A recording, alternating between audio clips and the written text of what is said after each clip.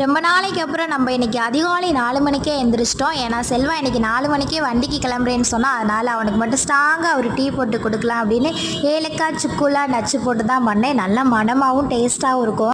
Selva tea குடித்ததுமே வண்டிக்கு கிளம்பிட்டான். அவன் கிளம்புற டைமில் ரோடு ஃபுல்லாக ஒரே நாய்க்குட்டிகளும் மாடுமா தான் நின்றுச்சு. செல்வா 2 நாளாக ரெஸ்ட் எடுத்துட்டானா, இன்றைக்கி வெறித்தனமாக வண்டி ஓட்டணும்னு கிளம்புனா. அவனை அனுப்பி வச்சுட்டு நம்ம குட்டியாக தூங்கியாச்சு. தூங்கி எந்திரிக்கும் போதே என்னடா பக்கத்தில் ஏதோ ஃபீல் ஆகுதுன்னு பார்த்தா தம்பி தலைமாட்டிலே உட்காந்துருக்காரு.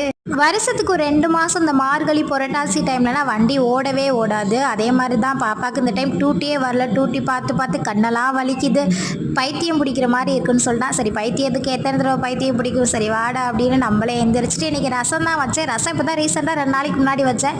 இருந்தாலும் ரசம் வச்சு சாப்பிட்டா நல்லாயிருக்கும் அப்படின்னு ரசம், கேரட்டு பொரியல், வத்தல் தான் பொரித்தேன். அபினல், கௌசல்யா, திவ்யா, மணிகண்டனுக்கு ஒரு பெரிய ஹாய். செல்வா ரொம்ப டென்ஷனாக இருக்குது, எங்கேயாவது வெளியில் ரிலாக்ஸ் பண்ண போகலான்னு கிளம்பிட்டான். அப்படியே நம்மளையும் கிளம்பியாச்சு.